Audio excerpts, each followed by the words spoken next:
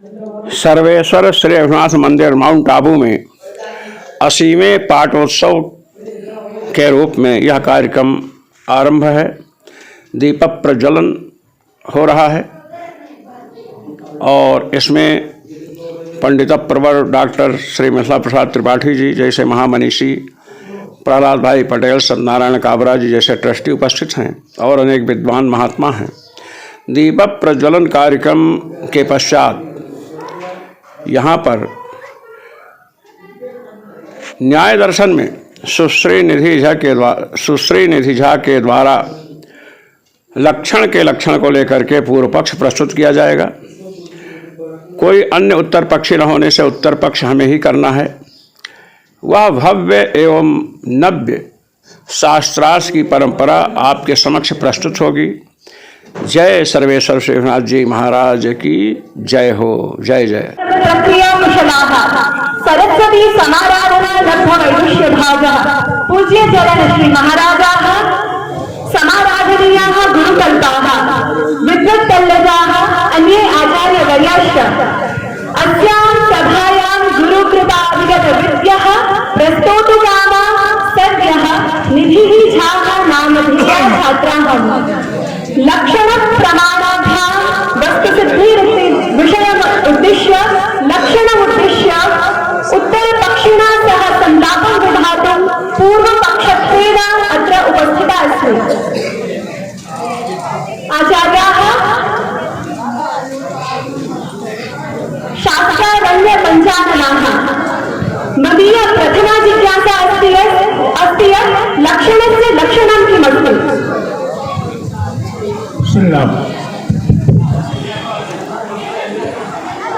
अमया छात्रया लक्षणस्य लक्षणं जिज्ञासितं किं तावत् लक्षणत्वं।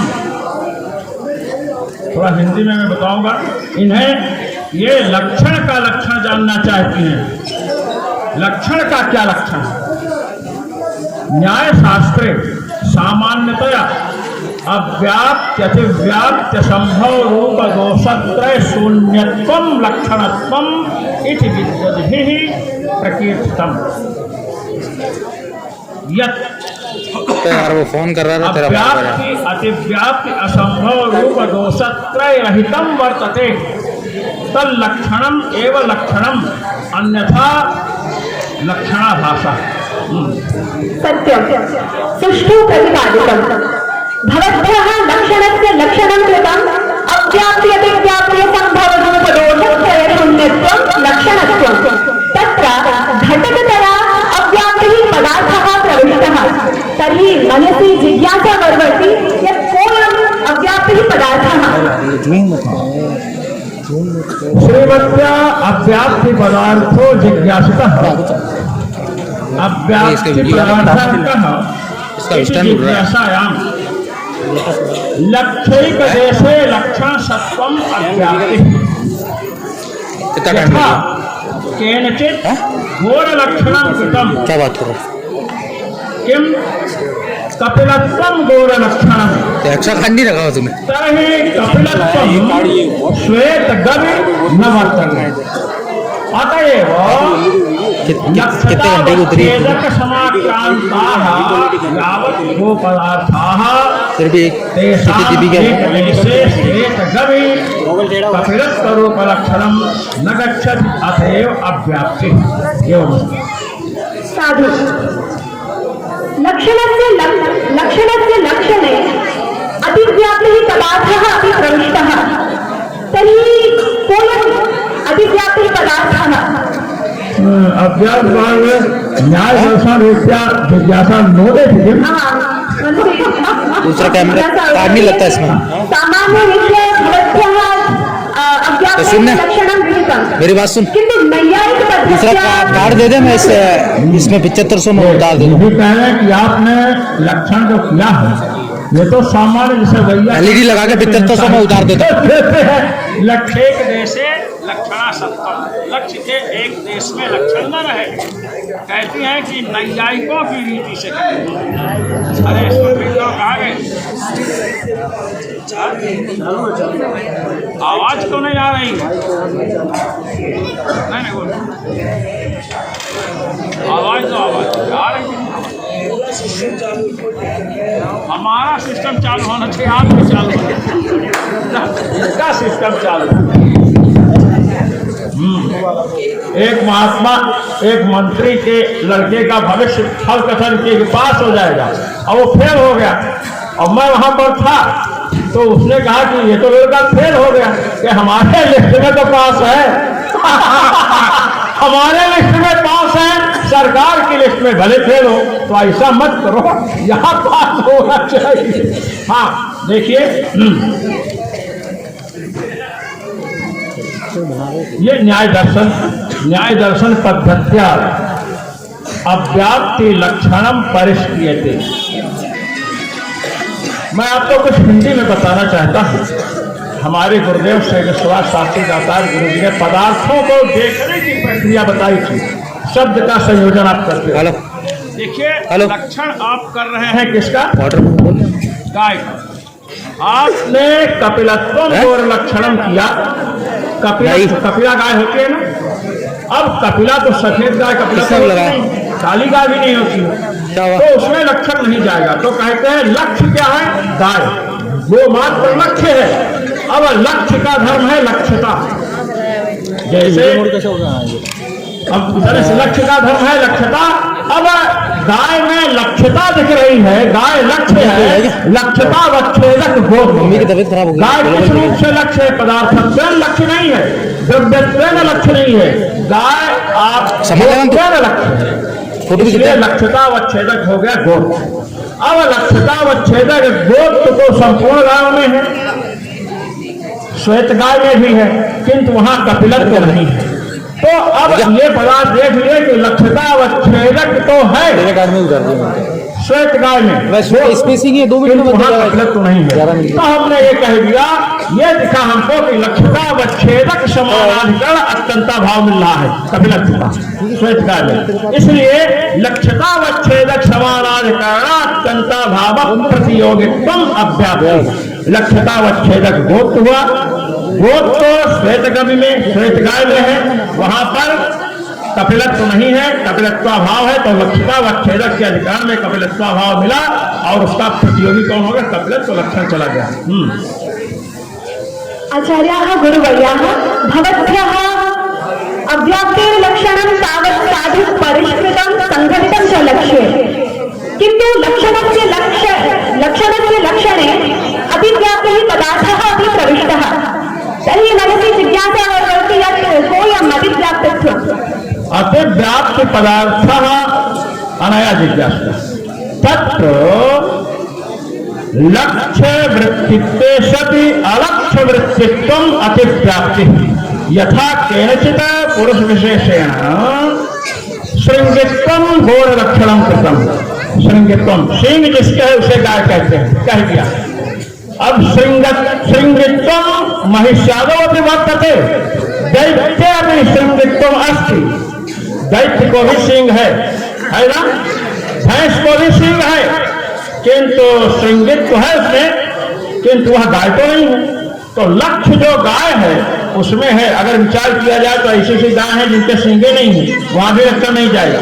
तो लक्ष्य वृत्तित्व है और लक्ष्य वृत्तित्व अब श्रृंगित्वे वर्तते अथवा अलक्ष्य भूत महिष्याद्यवृत्तित्व अपि तत्र वर्तते। अतएव तत्र अतिव्याप्तेर लक्षणम गच्छति।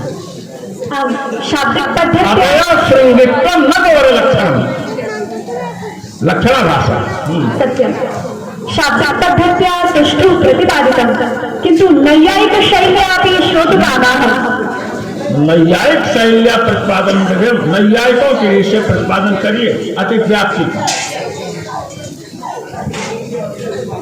देखिए, हमें लक्ष्य गाय है और अलक्ष्य क्या है? भैंस है और ये है आपके दैत्य जिनके सिंह होती है। अब लक्ष्यता वच्छेदक गोत्र है, ये आपको स्पष्ट है। और वहां पर गोत्र तो नहीं है, भैंस में गोत्र तो नहीं है और दैत्य में भी गोत्र तो नहीं है। अर्थात आप ये देख रहे हैं कि गोत्या भाव के अधिकरण में क्या है, श्रृंगित। अतएव अतिव्याप्तेर परिष्कृतम लक्षणम मयोच्यते। लक्ष्यतावच्छेदकावच्छिन्न वृत्तित्वे सति लक्ष्यतावच्छेदकावच्छिन्न प्रतियोगिताक भेदाधिकरण निरूपित वृत्तित्वम अतिव्याप्तेर लक्षणम। अर्थात लक्ष्यतावच्छेदकावच्छिन्न वृत्तित्व विशिष्ट लक्ष्यतावच्छेदकावच्छिन्न प्रतियोगिताक भेदाधिकरण निरूपित वृत्तित्वम अतिव्याप्तेर लक्षणम। लक्ष्यतावच्छेदकावच्छिन्न गो निरूपित वृत्तित्वं संज्ञित्वे अथ च लक्ष्यतावच्छेदकावच्छिन्न प्रतियोगिताक भेदाधिकरण महिष्यादि निरूपित वृत्तित्वम् अपि संज्ञित्वे वर्तते। अतः लक्ष्यतावच्छेदकावच्छिन्न गो निरूपित वृत्तित्वम् अथ च लक्ष्यतावच्छेदकावच्छिन्न गोत्वावच्छिन्न प्रतियोगिता को यह भेदः गौरना इत्याकार को भेदः तादृश भेदाधिकरणं महिष्यादि तन्निरूपित वृत्तित्वमपि संज्ञित्वे गतम्।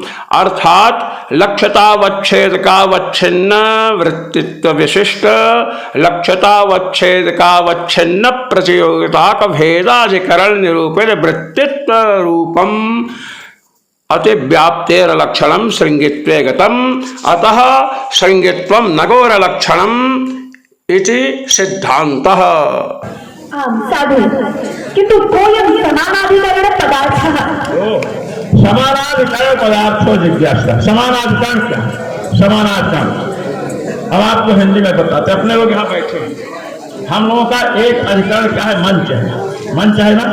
समान का से है एक, समानाधिकरण माने एकाधिकरण, समानम अधिकरणम एसाम से समानाधिकरण। हम समानाधिकरण हैं।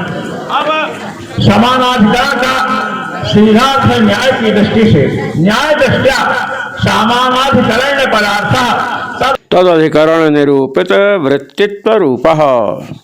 यथा भवत्याः अधिकरणम् इदं भूतलम् तादृश भूतल निरूपिता संयोग संबंधावच्छिन्ना वृत्तिता अस्मासु वर्तते। अतः तवाधिकरण निरूपित वृत्तित्व रूपम समानाधिकरण्यम अस्मासु गतम्। साधु संप्रति लक्षणस्य लक्षणे असंभव पदार्थः अपि प्रविष्टः, तर्हि कोऽयम् असंभवः पदार्थः? असंभव पदार्थः लक्ष्येषु लक्षणागमनम् असंभवः, लक्ष्य मात्रा वृत्तित्वम् असंभवः। लक्ष्य मात्रे अर्थात गोत्वावच्छिन्ने समग्रे गति यदि लक्षणं न वर्तेत यथा अन्यथा एक सफवत्वं गौर लक्षणम्, एक सफवत्वं गौर लक्षणं किंचित कृतम्। एक खुर हो जिसके उसे गाय कहते हैं। आपने पूछा गाय हम कैसे पहचाने? बता दिया जिसके एक खुर है। तो गाय के एक खुर होता है क्या? गाय के एक खुर होता है? नहीं। एक खुर किसके होता है? घोड़े के। तो घोड़े को ही गाय समझ लिया और गाय समझ करके दुहने पहुंच गया तो क्या होगा? तो एक सफवत्वम गौर लक्षणम यदि किंचित क्रियते तर्हि एक सफवत्वम गविनास्ति, अतएव असंभव कस्मिंश्चित् गवि नास्ति, असंभव। ननु शते पंचाशत् न्यायेन गवि द्विशतवत्वमस्ति चेत् एकशतवत्वम् अस्ति एव। एवं च लक्ष्ये गवि एकशतवत्वस्य सत्त्वात् कुतः संभवः? ये पूछ रही है निधि कि जिसके पास 100 रुपए है, आप लोगों के पास जिसके पास 100 रुपए है उसके पास 50 है कि नहीं? 100 रुपए है तो 50 है ना। तो गाय का जब 2 खुर है, 2 सफ है, 2 खुर है तो 1 खुर है कि नहीं? जिसके पास 2 रुपए है उसके 1 रुपए है कि नहीं? है। इनका कहना है कि आपने कहा कि एक सफ जिसके हो, एक खुर हो, उसे गाय कहते हैं और आप कह रहे हैं कि गाय की एक खुर नहीं होता है, घोड़े का होता है। इनका प्रश्न है जिसके 100 जिज्ञासा, जिसके 100 है उसके 50 भी हैं, तो जिसके 2 खुर हैं उसकी 1 खुर है। तो आप असंभव कैसे बता रहे हैं? लक्ष्य में तो लक्षण चला गया। अस्या वस्तुतः असंभव लक्ष्य मात्रा वृत्तित्वम तत्र लक्ष्य मात्रा वृत्तित्वम इत्यस्य किं तात्पर्यम? लक्ष्यतावच्छेदका वच्छिन्नावृत्तित्वम। लक्ष्यतावच्छेदका वच्छिन्न अवृत्तित्वम। लक्ष्यतावच्छेदका वच्छिन्नावृत्तित्वम उच्यमाने भी तत्र एक सफवत्वम अस्त एव। अतएव एक सफवत्वस्य को अर्थ ध्यानम देयम। एक सफो अस्ति अस्य इत एक सफवान। एक सफवतो एक सफवान अर्थात एक सफाधिकरणम। एक सफवत्तो भावः एक सफवत्तम प्रत्यय कहा प्रकृतिजन्य बोधे प्रकारो भाव प्रत्यार्थः तर्हि एक सफाधिकरणम एक सफवान या एक सफवत शब्द से अर्थ तर्हि एक सफाधिकरण रूपो यो अर्थः तत्र पदेन किम उच्यते? प्रकृतिजन्य बोधे प्रकारो भाव प्रत्यार्थः एक सफाधिकरणात्मक करणात्मिका करके हते तस्य बोधे प्रकार तो एक सफाधिकर्ता तस्य इदं तात्पर्यम एक सफत्वावच्छिन्न आधेयता निरूपिता अधिकरणता एवं गवि सफद्वयम् अस्ति किंतु तत्र द्विसफत्वावच्छिन्न आधेयता निरूपिता अधिकरणता एक सफत्वावच्छिन्न आधेयता निरूपिता अधिकरणता तत्र नास्ति। अतएव तत्र सते पंचसंज्ञानुसारम लक्षणम आदाय तत्र दोषदानम कर्तुम अशक्यम। अत्रेदम अवधेयम द्विसफवान गौः तत्र गवे द्विसफत्वावच्छिन्नाधेयता निरूपिता अधिकरणता वर्तते। असंभवस्य लक्षणम किमस्ति? लक्ष्यमात्रा वृत्तित्वम तत्र एक सफवत्वम गौर लक्षणम कृतम अर्थात एक सफवान गौः तत्र एक सफत्वावच्छिन्न आधेयता निरूपिता अधिकरणता गविभासते। एवं च यद्यपि गवि सफद्वयम् अस्ति द्विसफवान गौः तत्र द्विसफत्वावच्छिन्नाधेयता निरूपिता अधिकरणता गवि अस्ति न तो एक सफत्वावच्छिन्नाधेयता निरूपिता अधिकरणता। एक सफत्वावच्छिन्ना आधेयता एक सफे अस्ति द्विसफत्वावच्छिन्ना आधेयता द्विसफे अस्ति तत्र द्विसफे एक सफत्वावच्छिन्न आधेयता नास्ति। आधेयतायाः अवच्छेदकः आधेयता समनियतो भवेत्। एवं च एक सफत्वावच्छिन्न आधेयता निरूपित अधिकरणतायाः अभावः तत्र गवि वर्तते। अर्थात एक सफवत्वम गौर लक्षणम क्रियते चेत तर्हि एक सफवत्वम गवि नहीं गमिष्यति। एक सफत्वावच्छिन्न आधेयता निरूपिता अधिकरणता तत्र नोपलप्स्यते इति तात्पर्यम। ये सुश्री निधि झा जी दिल्ली से आई हैं। इन्होंने 2020 में 8 छात्रों के साथ आकर यहाँ पर लखनऊ और तर्क भाषा का अध्ययन किया था। उस समय इन्होंने शास्त्रार्थ तैयार किया था। यहाँ कोई उत्तर पक्ष करने वाला नहीं था, इसलिए इनको उत्तर पक्ष के लिए मुझे प्रस्तुत होना पड़ा। ये हमारे बगल में पंडित प्रवर श्री मिथिला प्रसाद त्रिपाठी जी विराजमान हैं, जिनके श्री राघवीयम का विमोचन यहाँ पर हुआ और इन्हें अभिनव कालिदास इस प्रशस्ति पत्र से सम्मानित किया गया। ये ऋषि कुमार तिवारी जी हैं जो मंच संचालन कर रहे हैं। मैं इन सब महानुभावों का अभिनंदन करता हूँ। जय जय सर्वेश्वर श्री रघुनाथ जी महाराज की जय।